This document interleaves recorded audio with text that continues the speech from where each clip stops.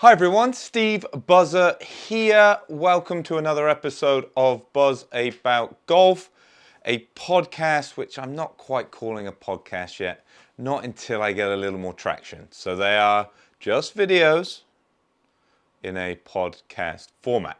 But today I'm going to talk about lesson structure. So that's going to be the main kind of concept for today's video.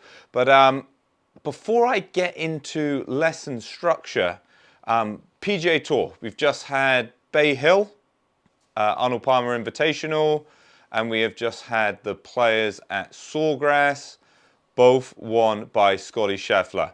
Man, is he playing well. Probably, and I can't remember since there has been such a dominant world number one other than Tiger. You know, I think Scotty has really started to go, look, I am world number one. We have had players in pockets play well, but over kind of the span of 18 months, 2 years, I don't think anyone's done it like Scotty has. Maybe Rory, and maybe I'm being a little harsh on Rory because, you know, the further we look back to since he won a major, maybe we forget how good he is. I think Rory's going to win the Masters, by the way. And disclaimer, I always pick Rory because I think he is eventually going to win. Therefore, if I keep putting my chips on Rory, I will eventually be right. But the reason I think Rory will do well this year, look how I've gone off on a tangent straight away, is he's playing fantastic with these strange blow-up-esque mistakes. And I think that's showing, look, this is the potential. The mistakes are things that he can start to get rid of.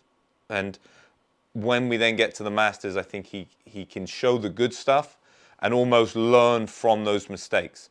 Sometimes hard to win leading into the Masters. Tiger had it one year, won 5 times prior to the Masters, didn't win. Scotty's going to find it very hard now. Massive favourite, but it's hard to keep winning. But let's get back to Scotty. His long game has been sensational. His long game has been Tiger S2000, and the stats kind of back that up. His long game has been sensational. Putting hasn't been as prolific, but over the last couple events, especially like Bay Hill, the putter got hot, and if the putter gets hot and Scotty hits it, you know, he doesn't even have to hit it as well as he can. If he's playing 7 out of 10, putts well, you're not going to beat Scotty Scheffler. I like that he has changed into a spider because it's a very different shape to the one that he had been using previous. I'm a strong believer that if you're putting well, stay in the shape because it's a sign that you line that putter up well.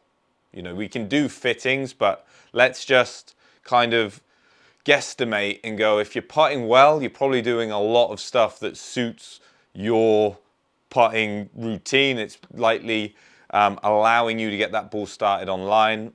If it's allowing that, you're going to play well. So I like that Scotty, not that he's gone into a spider, but he's gone into a mallet.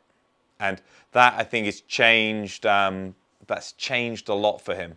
I know he was having some strike issues, so you could argue that the mallet helps with like a bit more forgiveness. But for me, I think it's just he'd got a little stale on the greens. Trying something very different, I think, is very beneficial. And that's what it's kind of shown. So very, very impressive. But what I wanted to say quickly is Bay Hill and Sawgrass are places that I have played, you know, and it's been lucky to play both of them. Bay Hill, I actually played, it was a birthday present. Me and Megan went up to Orlando. We played Stream Song Black, and we played the Black course for the first time. Then we went up and played Bay Hill. That was probably 2021. I think it was about then. But Bay Hill, it just feels so good when you, like, we sat in the clubhouse after, sat where Arnold Palmer used to sit. It's just got that Arnie feel. They've got a station on the range still set up for him, and for me, Bay Hill, it like grows on you. So you get out there. We started on 10, and you play a few, and you're like, oh, yeah, this is nice. Maybe not incredible, but it's just like, oh, this is nice. But then the more holes you play, you can kind of, like, the spirit of Arnold Palmer is just infused on the property. And the more holes you play, the more enjoyable it becomes, the more a part of the legacy you start feeling. And by the end, you're just like, wow, this place is great. Rough, when we played, very thick. They get the course playing like firm and fast. You know, really, it plays like a major championship. But we had, the funny one was 18. So 18, Megan tops her tee shot. She then hits one up about, I don't know, 70, 80 yards short, hits it on the green, holds the putt. She makes par. I hit the middle of the fairway. The pin was like front left, and I think I had like 6-iron. Must have been into the wind, because I hit it very long, so it must have been into the wind. I hit a fade, and get up there, it's on the rocks. And then I kind of chip one off the rocks, but don't get it up and down. Megan wins the hole. And then I was at conference the other day. So that's my Bay Hill story. But then my favorite Bay Hill story, I heard this from a gentleman that actually worked at Bay Hill for many, many years. He said Arnold Palmer once a week used to go out with the members. He used to just play a friendly game, you know, went out with his friends, did this, you know, for years and years and years. But one time he's playing with one of the assistant pros, and they're playing 17. So 17, par 3. Arnold, the king, hits it in the water. The assistant hits one in there to like 3 feet. The assistant uses his wit and says, Mr. Palmer, if you need any tips, you know where I am. Arnold Palmer subsequently goes down to the end of the tee box, and it has its own kind of stadium feel because 16 runs along 17, and it's kind of at the end of the complex. So you kind of get this bottleneck-esque layout because of the par 5, the par 3. So by the time Arnold has dropped the ball at the front of the tee, or the drop zone, there's kind of a bit of a crowd now just because of the nature of the layout. And you kind of guess where this story's going. Mr. Palmer hits a shot in the hole, makes his 3, turns to the assistant and says, son, they still call me the king around here. Now, I heard this from someone that was on property that day. Even if it's not true, which I'm pretty sure, I'm 99% sure that story is true. But what an awesome, awesome story. The king, Arnold Palmer. Like I said, if you ever get the chance to go to Bay Hill, you know, you feel close to him. I can't even imagine what it would have been like to actually meet him in person. You know, like I say, you get on Bay Hill, it's the closest we're going to be able to get now, and just a really, really cool complex. We then go to the players. So I've been very fortunate. I've played the players, played Sawgrass a couple times. Sawgrass, and I mean this as a compliment, it's exactly what you expect it to be. It doesn't grow on you. You get there, and I think it's because you've played, like, well, me personally, I played it in the video games, watched it on TV for so many years.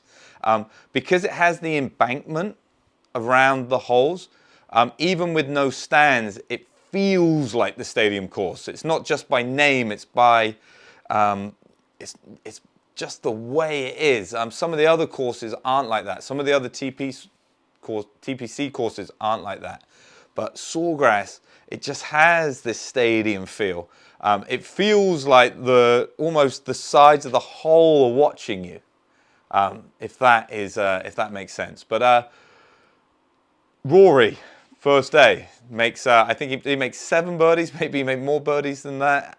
He must have made more birdies than that, and hits it in the water twice. Anyway, how can I relate with Rory? I hit it in the water on 7, exactly where he hit it. And what's crazy is I was very fortunate to play it twice, and I played it the second time. It was at least a year afterwards. I stand on that tee, and I go, oh, I hit it in the water here last time, and then subsequently hit the identical shot, which is madness, really, if you think about the power of the mind and how if you direct it into positive things, you can get positive results, or unfortunately in this instance, if you focus it in on negative, you can hit negative. I'm surprised he hit it in the water there, by the way.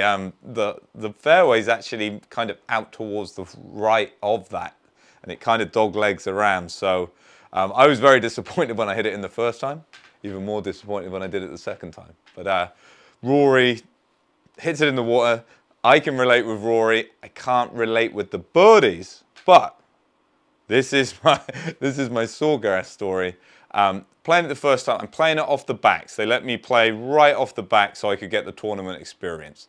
But the tees weren't out, so I was told I could do it, but there were no tees out. So anyway, I down 9, and 9 was playing into the wind, and I ripped driver, and you kind of see it on the TV, and if you remember a few years back, Bubba Watson hit a second shot with driver and hit this big slice around the trees. It's very hard to go over them, so even when you get into the range of the green, it's actually very hard to get at the green. But in this case, it's into the wind. It's probably a 2-3 club wind, so I lay up with 6 iron, leaving myself about 100 yards. And just by chance, and this unfortunately happens in golf a lot, well, maybe not unfortunate, but it's one of the natures of golf. I hit a great drive, and then the second shot, I just fizzed this 6 iron, and it was like sensational. Just a layup. That shows you where I am. I'm calling layup shots sensational. But it was very, very nice. Good swing, great ball flight. And anyway, the ranger goes past as I'm hitting this second shot, and he calls me over. And now I get a little self-conscious that he's seen me playing off the back tees, and maybe I'm not meant to be back there. So I thought I was maybe getting called over. Excuse me, sir, I'm not sure why you're playing off the backs. But anyway, pulls me over, and he says, "Hey, sir, are you a tour pro?" You can imagine. That comment very, very, very much went to my head. So now the shoulders are back. I'm strutting down the fairway. I get to the ball. Like I said, all it was a layup. And now I've got, I think it was about 110 to a front pin. But now I'm a tour pro. And tour pros have to take that flag on. So now I'm visualizing this little standard wedge, but I'm going to put a little bottom hand on it. I'm going to put a little cut spin on it. So when that ball lands, it's going to bounce, spin, jag to the right, give me a little tap in. This is what I'm visualizing because I'm a tour pro. And I lay the sod over this ball. This ball goes no more than 10 yards. Trying to play this audacious thing that you'd have to be a complete moron to play. Not a tour pro, a moron. And turns out I play that role even better than the tour pro thing I had just been accused of. And anyway, I went from feeling 110% ego is up here. Ego comes crashing back down to earth. But there's some good news to the story. I turn around. The marshal, the steward, he's no longer there. So he still feels, still thinks. The essence of the buzzman is he is a tour pro. So that is my sawgrass story. Sawgrass is great. Oh, my second sawgrass story, not as long. Played it twice, hit the 17th green twice, and 3-putted twice. Second time we were playing late and the sprinklers did come on, so that's my excuse there. The second one, ball stays up on the slope. I roll it by. I miss the 6-footer coming back. So not as interesting as a fact, but I have not met the water yet on 17. Megan has played 17 twice. The first time she didn't hit the water. The second time she went in there multiple times. So again, I've sidetracked, but that's my introduction, rambling section of this video. Let's now get into the nitty-gritty of lessons. Lesson structure. What, in my opinion, allows your lesson experience, your interaction with your coach to really give you the best results versus how some people get it, and even it's not a lack of effort, but not quite following a few rules mean you don't get the progress that you would have expected, or you actually feel like you kind of are in a plateau and progress isn't being made. So the big one for me is the 30-minute lesson. And I'll give some examples where maybe it does work, but for me, the 30-minute lesson does not work.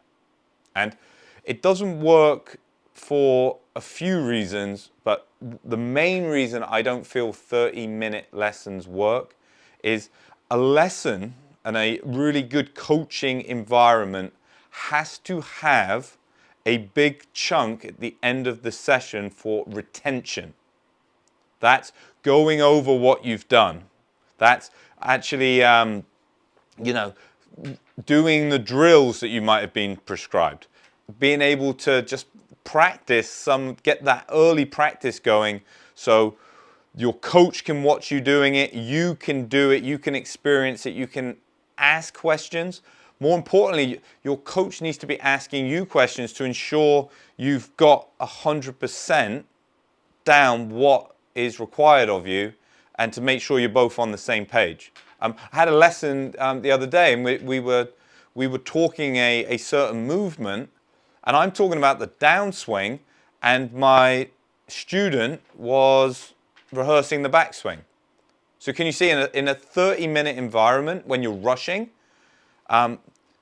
you might not test or check. So then you go away and you weren't talking the same language. Like I say there, I'm talking downswing, they're talking backswing. So now you're trying to apply downswing moves into a backswing. It's just not going to work.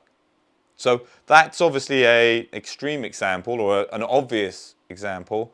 But for me, you need that retention. I was very lucky when I had my university team. When I was back in England, I had a gentleman, Mark Bennett, MBE. He didn't work with the players. He actually sat almost above the coaching staff, and he really helped us with team dynamics, setting up structure for team dynamics, and ensuring that plans were put in place so the work that was being done through the season was leading to our athletes peaking at the right time and progressing throughout the whole experience. And he'd worked with a lot of GB Olympic teams.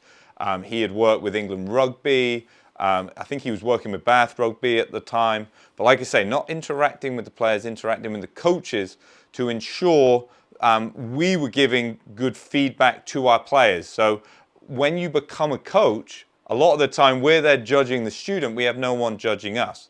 So it was nice, and it just by chance, he came in and he was overseeing all of the performance sector at the university. So when I came in, he came in at the same time. So it was a really great experience for me. Really helped me with the team dynamics, the understanding of team dynamics, but lesson structure and feedback. And one of the things he said, and I totally agree, he says in a golf lesson, the coach tends to give 80% too much feedback. Because you think if we're interacting, if we're telling you what's good, what's bad the whole time, you're not learning how to diagnose yourself.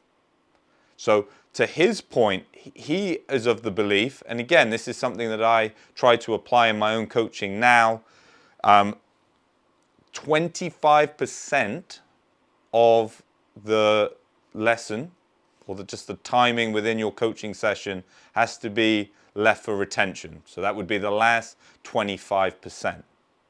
And you see it, and it needs to be a big chunk like that. So the problem we have with a 30-minute lesson is you're already struggling, you've already got a time constraint. And if you put 25% of that to one side, you're rushing now a lot. So what I find in a 30-minute lesson is I can diagnose you, but it's very hard for you to interact, embrace the ideas, and start to get some understanding yourself as the student. And that obviously very, very problematic. And like I said, that's when we can start getting miscommunication. You're not going to really know what you need to practice. And for me, that's a big difference between being a coach and being a teacher. You know, a teacher is just going to tell you, look, this is how you swing a golf club. You know, you hold it like this, you swing it back here. You know, if you think back to formal education, a lecture, you're just in there and the lecturer is just giving information. It's actually your job to try and take that information and maybe learn it and apply it. It's why, again, when I was at college, when I was at university, we would have lectures and then we would have labs, so as a sports science, where we would be in smaller groups and it was far more applied. But we need to, in a coaching environment, it has to be applied. Because I joke, there isn't a written exam on the first tee. You don't go, oh, well, at least that guarantees me X or that allows me to play. There is no written exam. So you need to know the information. You need to be able to break it down from the words that I use or the words that the coach uses and break it down into your own words, because if it can become your own words, it can become your own fields. It can then hit your internal system, and then you're going to be able to use it on the golf course. Like I say, in a 30-minute session without the retention, we're going to have issues. Couple reasons I hear people talk about needing a 30-minute lesson. One is fatigue. And the fatigue, I get, especially when someone's coming back from injury. But again, one of the issues that we get in a 30-minute lesson is the person tends to have to beat balls because we're up against the clock.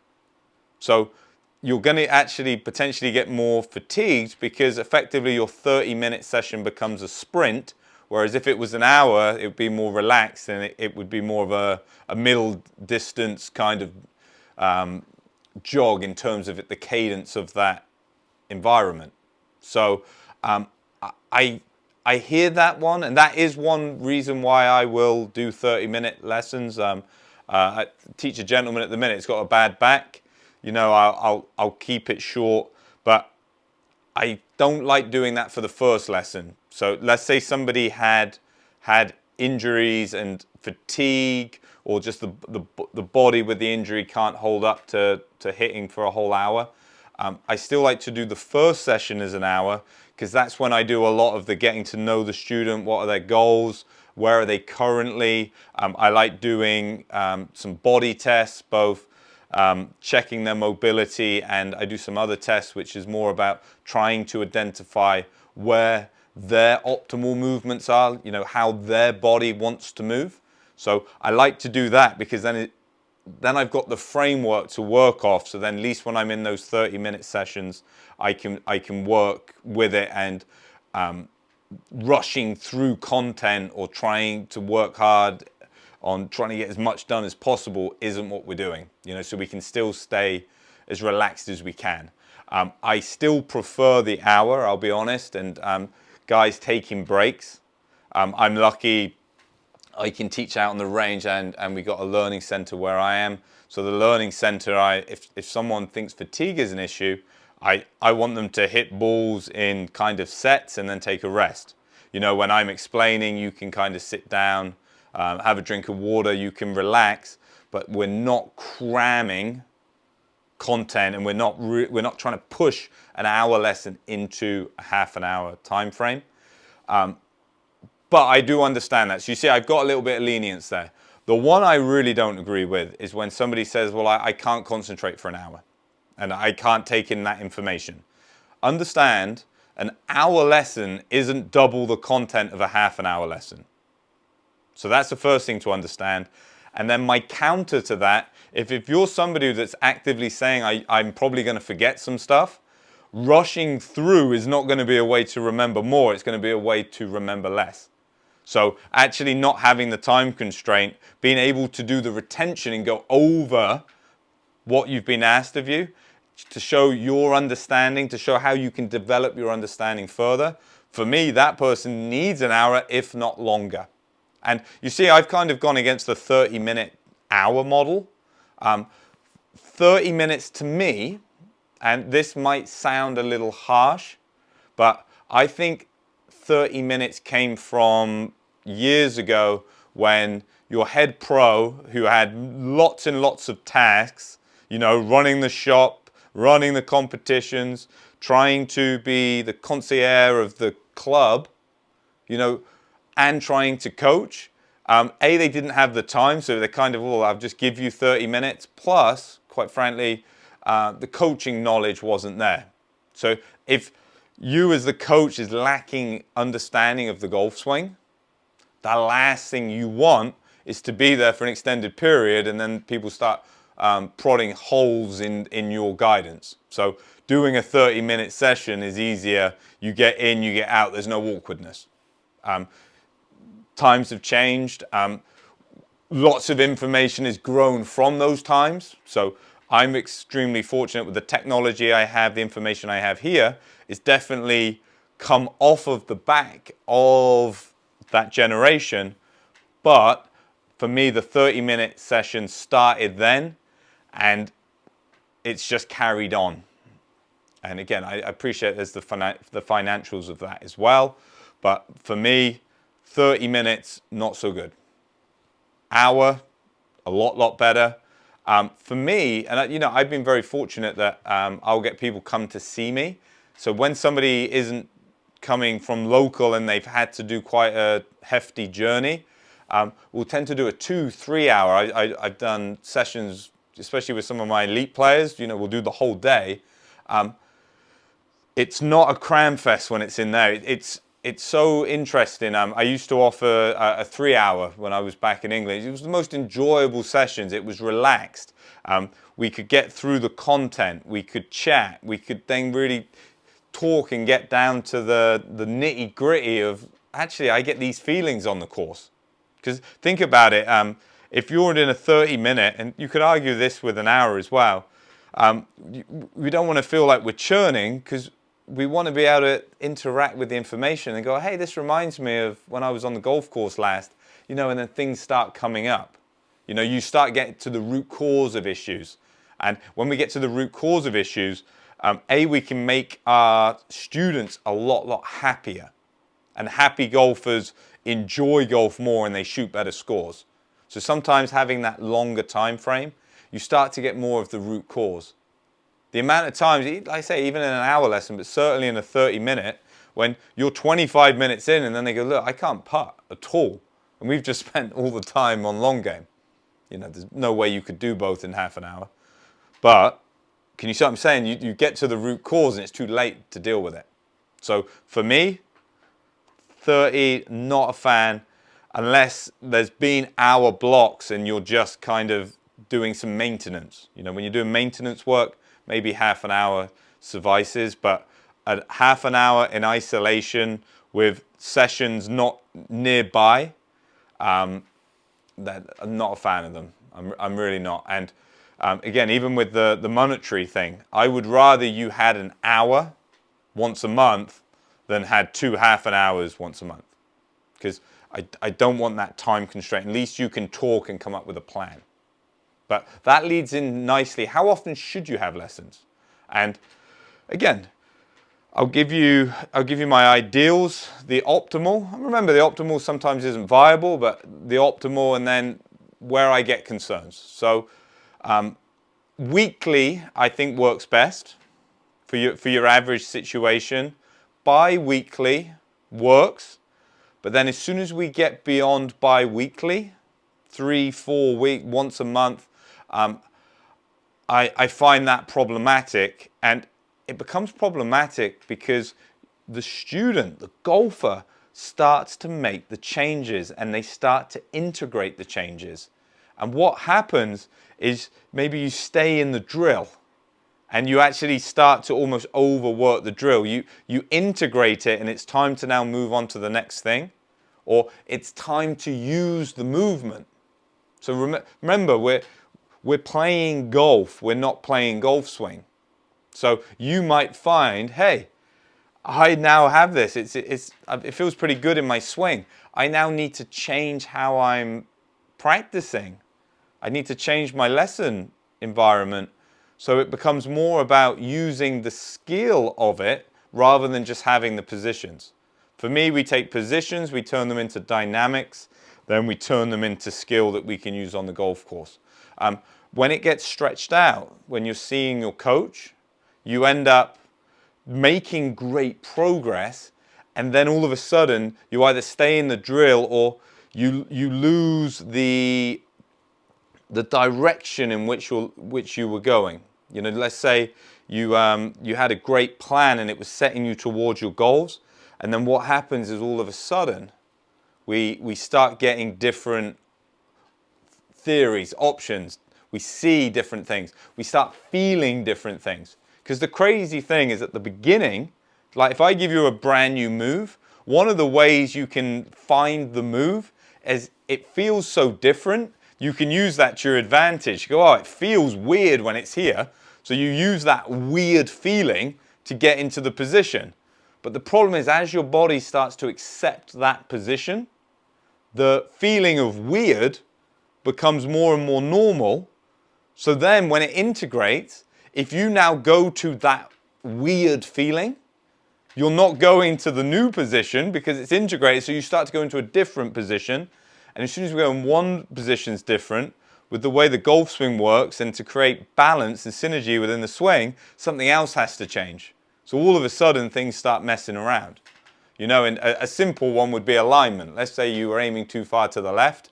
You knew, well, I kind of throw my shoulder back and I kind of twist my hips. It feels like I'm twisting them 45 degrees, but that's what gets me nice with the target.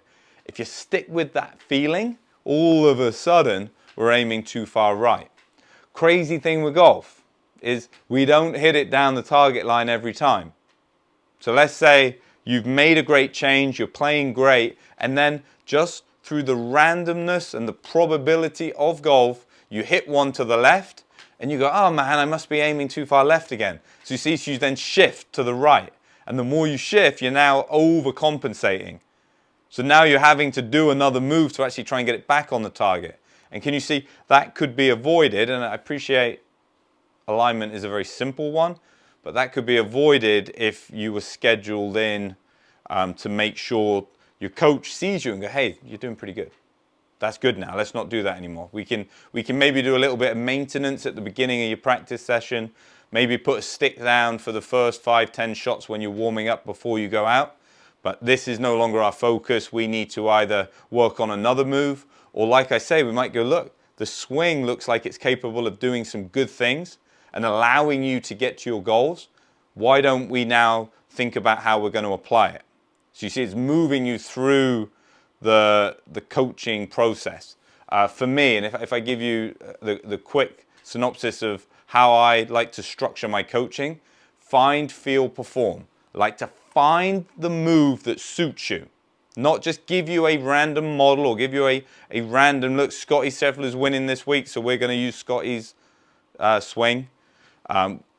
Let's find the move that suits you. Does your body move like Scotty Scheffler? Oh, it does? Fantastic. We'll use that. Well, actually, no, you move a bit different. So we'll use this type of swing. So we've got to find the movements that suit your body. The changes are so much easier then because your body isn't fighting you. You know, they're more inclined to go along with the change. They're going to almost accept it as in, oh, it's always been that way. That's kind of how we want it to happen. But when that acceptance is happening, that's kind of the feel. How are we going to take the correct movement and make it our movement? You know, how are we going to create our swing, change the words from our coach to mine? So internally, I have a great understanding of my swing, and then we go to perform. And perform is where we're going to see our scoring changes. That's not swing based. That's how am I using it. It's more behavior. That I would say there's obviously psychology across the whole thing, but we're looking more at how do I get into a flow state? How do I use a routine so I can, under pressure, perform to the best of my ability and perform shots that I was able to do on the range when there was no pressure? You see? So the performance side of it, which I see a lot of people actually get out of the coaching, the learning environment. You know, they stay in find. So they make a change and then they go, oh, now I'll go out and play.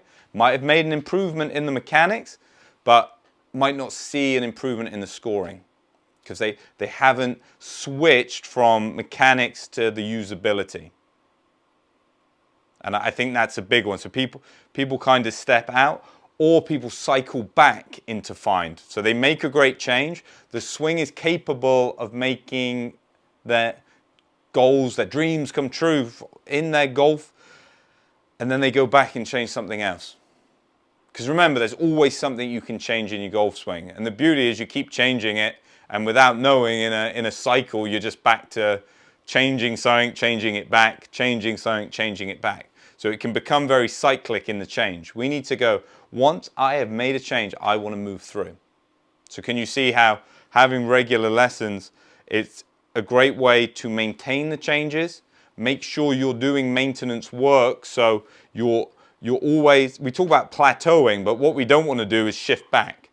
So sometimes we need to do some work to ensure we plateau so we have a base to keep improving. But like I say, that improvement isn't just mechanics. It isn't just the swing. It's how do I use the swing? How do I build skill? How do I make that movement integrate with me so I'm hitting shots?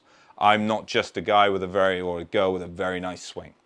So that's why, for me, 1 week I like, 2 weeks, okay. 3 weeks I start to get concerned. Beyond that, if you're working hard, you'll start coming up with new ideas and you'll splinter off. If you're not working hard, you'll regress back to where you were. So that's where I like that structuring. And then you have the concept of full immersion. So full immersion is the best way to do it, and that is doing it all in one go. It's why golf schools can be very, very effective, especially if you go to a good one that can find your individual needs as well.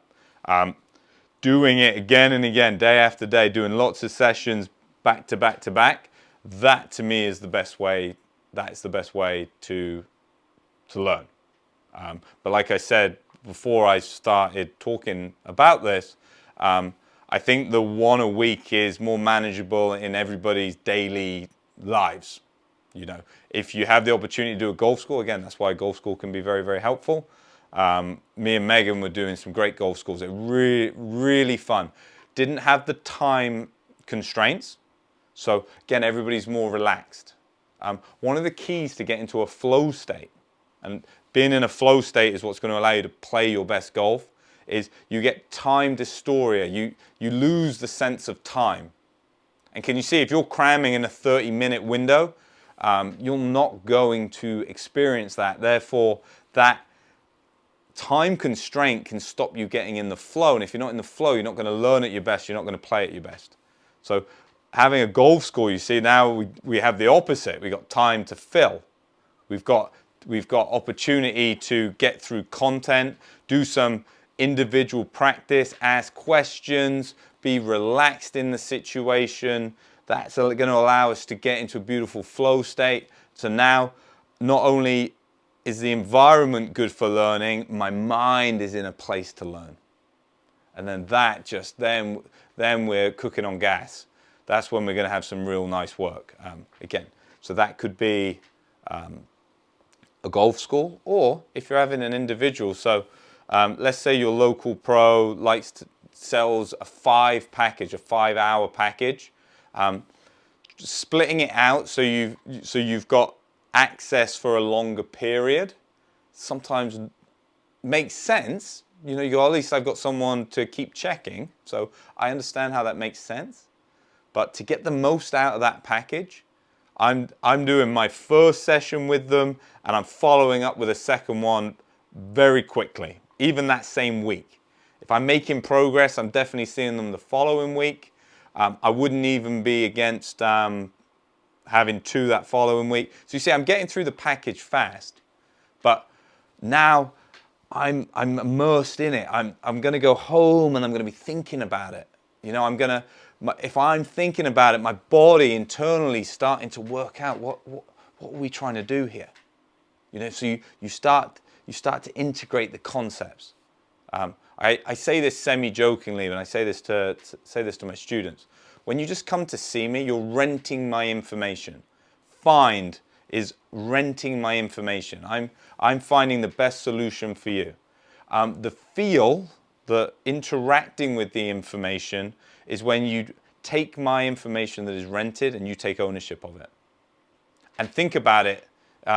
If you buy a house, you can change the color of the wallpaper. You can go, I'm going to get rid of the wallpaper, I'm going to paint. You can go, I'm going to actually, I don't like the garage, I don't need it for my car, I'm going to make that another room. You see, when it's yours, you don't just follow the rule of the person that was selling it to you, or if you were renting, you don't just follow their rules, you now are in charge. And you need to be in charge of your game. And that's where, again, a bit more of this immersion allows you to keep developing. And when we spread it out too much, we start to not get the same lesson. Now, I think that's got the underpinning of, look, you didn't do the work, so we had to go again. So I don't mean it that way. I mean it more, you have to start doubling back, and you have to start doing, so think about it. I'm saying you need to do 25% of your session as retention. If you're rushing through or you haven't been there for a while, now all of a sudden you need to do a massive chunk at the beginning of the session that's recap. So it's almost very similar to that retention, but it becomes recap. We have to start going back. If we're doing it a bit more regularly, and I'm honest with my students. I say, look, here's my cell, here's my phone number. Ask me questions. You know, don't wait to see me. You know, let's get a plan. But if you're out practicing and you have a question, you know, text it to me, because now that I'm fully engaged with you and I understand your swing, a complex question isn't going to be too complex for me, because I understand the ins and outs. I'm going to be able to answer that question. It's going to take me 30 seconds. So don't go, oh, I need to wait, or I don't want to disturb him. I want you to get better. And because of that, I'm available to you. Send me a swing. What are you feeling? Oh, hey, we were doing this. It now feels like I should do more of this. That might be, oh, look, your swing is developing. You're starting to integrate. Absolutely. Or, look, this is what our brain does. It starts to find other solutions once we've practiced quite a bit. Maybe the practice has got a bit stale. I need you to break up how many balls you're hitting. We might need to go, let's hit some, go do some pitching, and then come back. Because that's a sign of fatigue, or our body starts to lose a bit of interest, so it comes up with new ideas. You know, we want to stay short duration, hit some shot, focused, and that's going to allow us to stay on track. So we kind of have that going. And can you see then, and I say full immersion, you see I think golfers actually do this pretty good, because we kind of live it. You know, I always joke when you're in getting your groceries and you're at the checkout and you're making all these funny moves, because you're living it. And it's not just about how much time you spend on the range, it's how much time you spend thinking about it, in my opinion. And I feel like that is a huge one when it comes to kind of the art of this great game of golf. And taking the whole concept of golf, I think that's the other big one. You know, we want to be targeting where we want to improve, but on the same note, we want to ensure those other areas are at least being retained, or we want our hard work in one area to try and pull those other areas forward. And to me, that is why golf is one of the best games, if not the greatest game, because we have all of these satellite concepts around, you know, full swing, and they don't all go together. You know, golf isn't a puzzle. The pieces don't actually match. Putting and driving don't have anything to do with each other. So can you see half of it, and this is where I think, again, we're getting better, but we still have a long way to go as an industry, is we give info out. We go, the find bit, we give you, look, this is what you should do, but then we don't give you the strategies, the practice, protocols to get the most out of your hard work. And if you don't have that, it's very hard to stay on point. It's not even a case of motivation. It's just hard to stay on point because you go out on the course or you go out on the range and you're like, I don't really know what I'm doing here. And then it becomes just like, now I'm just whacking balls. And then that gets a bit boring. I've had it. I've been trying to get myself a little more fit. I've been practicing a little bit more. I want to play in the local events this year. And I'm going over to the chipping area without a plan. And then I just chip around a bit, and then I end up playing a few flop shots, and then I leave. You know, I need to be set on what am I doing. Am I doing maintenance? Am I doing technical work? Am I trying to improve my technique, or am I trying to maintain my technique? Or am I trying to go into that usability? I think short game is a easier example of that. You know, the person with the greatest, imagine you had two golfers. One just stands in the corner, it's got sticks everywhere, and they're just working on the perfect move for themselves, versus someone who's got a really average technique, but all they do is play games and they applying it and they're just trying to find a way to land that ball on the spot. They're trying to work out, that's where I wanted it to land. Oh, actually it rolled out more than I thought. Maybe I need to change clubs. You know, they're learning how to use the movement. And you see, I almost said use the skill, but using it is the skill. It's not the movement. We get the movement, then we turn it into skill. So can you see when I'm going over to short game without a plan, it's going, what am I doing? Am I trying to work and improve my technique so I get better strikes, so I get a better spin profile, so I get a more consistent flight, a more predictable flight? Or am I actually just trying to see how can I land it? What can I do with my flight? I've got a good flight. How does my contact spin? How am I going to use it? So can you see I'm now kind of moving across into practice, and that to me is really important. I did a GRAA. We had a summit a couple years ago, and that was one of the key topics. And it was great chatting with other coaches about it, because I think we were in a consensus of, look, sometimes it's in our head that we know what we want them to do, and we know what we want our students to do, but they need us there to implement when they get the curveball. You see, again, this is why it comes back to retention first. Understand why we're doing it. Half the problem, and this is in all sports, is the coach tells the player to do something and doesn't give them the why, doesn't give them the understanding. Because remember, you are your own boss, whatever sport you're playing. So you need to understand why, because for you to truly apply it, you need to know the why. In a 30-minute lesson, that isn't happening. You're just being told, hey, you come this way a little bit, I want you to go that way. Maybe this drill will help. Bye, I'll see you next week. No. Let's spread it out. Let's get the retention. Let's get the understanding of why we're doing it. Then if we have the why, we're going to understand when it's starting to integrate. Because we'll start to understand, or when it starts to integrate, it's going to feel a bit better. Maybe you were having a big slice and it's now going to turn into a fade. Actually, this move, I feel like you're hooking the ball a little bit. I think once you get this, the face is going to stabilize. We're going to start hitting a fade. You see, so we start to understand where the journey is going when it's integrated. Then we can get past just the mechanics into the gameplay, into the actual golf course. And from there, you know, we can really, really enjoy the process, enjoy our golf. And again, I think that's what's so great about golf. A lot of sports, you want to do as good as you can do, but let's say it's a team sport, a contact sport. If you're not at the level of that league, it's hard to enjoy it, because yes, it's very noble to say, well, my quest is to do as good as I can do. But if you're out of your depth, you know, it ain't going to work. When I first turned pro, I was doing karate, and I was going to go to the South England Championships, and I found out, obviously I'm heavy, so I was going to be in the heaviest division. I was like a purple stripe, you know, so I'd been doing it a while, but I was certainly not a black belt and nowhere near being a black belt. And that's where I would have had to go in. It would have been, let's say, unwise, because I might not have had a black belt, but I'd have probably come home with 2 black eyes.